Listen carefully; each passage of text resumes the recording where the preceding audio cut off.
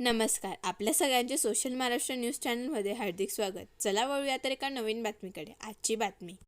धुळे शहरामध्ये मोठ्या प्रमाणात कचरा वाढलेला आहे. शहरामध्ये सर्वत्र घाण कचऱ्याचे ढीग दिसून येतात.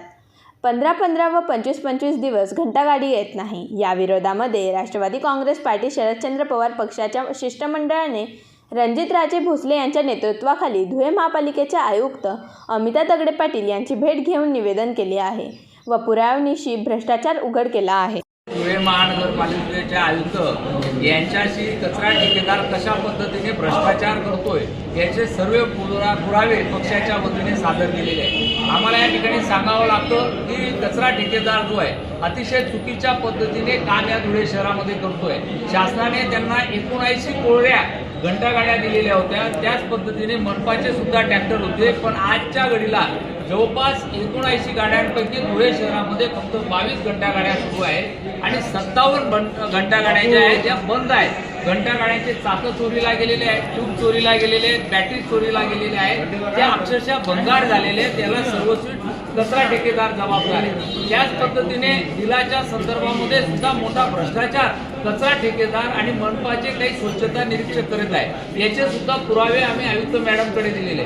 उदाहरणार्थ सांगायचं गेलं तर जानेवारी 2025ला या शहरातले सर्व स्वच्छता निरीक्षक लिहून देत आहेत आयुक्त मॅडमला की संपूर्ण शहरामध्ये 34 घंटागाड्या सुरू आहेत. त्याच वेळेस जानेवारी महिन्यामध्ये ठेकेदार लिहून देतोय की माझ्या जवळपास या ठिकाणी 21 घंटागाडी सुरू आहे आणि त्याच महिन्याला वजन काटा निरीक्षक जो आहे तो लिहून देतोय की धुळे शहरामध्ये 51 ट्रिपा घंटागाड्या मारतायत. म्हणजे तिघ अधिकाऱ्यांचे, तिघ लोकांचे दावे वेगवेगळे आहेत, दाखले वेगवेगळे आहेत आणि एक अंदाजित वजन केले जात आहे आणि याच्यातून मोठा भ्रष्टाचार निर्माण होतोय. आपण जर मागील 18 महिन्याचे जर कागदपत्र पाहिले, ठेकेदार वेगळ्या घंटागाड्यांच्या याद्या देतो, स्वच्छता निरीक्षक वेगळ्या पद्धतीचे कागदपत्र देतो आणि वजन निरीक्षक जो आहे तो वेगळ्या प्रकारे देतो.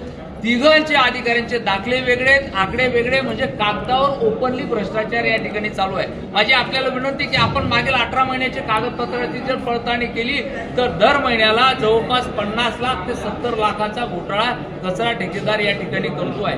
दुसरं उदाहरण सांगायचं, 35 ट्रॅक्टर हा गाळ गटारीचा जमा करण्यासाठी भाड्याने लावलेले दाखवले, पण या ठिकाणी धुळे शहरामध्ये फक्त 10 ट्रॅक्टर चालू आहे. उर्वरित 25 ट्रॅक्टरचे पैसे दर दिवसाचे 4,500 रुपये प्रमाणे आपसात वाटण्याचं काम या धुळे शहरामध्ये चालू आहे. तिसरं उदाहरण आपल्याला देतो की MH18 BG 8125 नावाची कोणती नंबर आहे, नंबर चुकू शकतो, ती घंटागाडी या ठिकाणी आग्रा रोडला कचरा वेचण्यासाठी संकलनासाठी येते. ती गाडीचा रिपोर्टमध्ये त्यांनी दाखवलं की 44 किलोमीटर दिवसाला ती गाडी चालते आणि 2 चक्कर मारते. मला सांगा, हे सुद्धा आश्चर्यकारक आहे. एक गाडी 2-2 चक्कर कसे मारेल आणि 44 किलोमीटर कसं चालेल? कारण डेपो आणि आग्रा रोड याच्यातलं अंतर जे 3.5-4 किलोमीटर आहे. जाऊन येऊन तिने जरी मारलं तर ती जवळपास जास्तीत जास्त 10-12 किलोमीटर जाऊ शकते. अशा पद्धतीने चुकीचे रिपोर्ट बनवून पैसा काढण्याचं काम या ठिकाणी चालू आहे. चितोड आणि वाडी बोकरचं इतकं दूरचं अंतर असताना सुद्धा घंटागाडी रिपोर्टिंग मध्ये दाखवली जाते की आम्ही 2-2 चक्कर मारतो.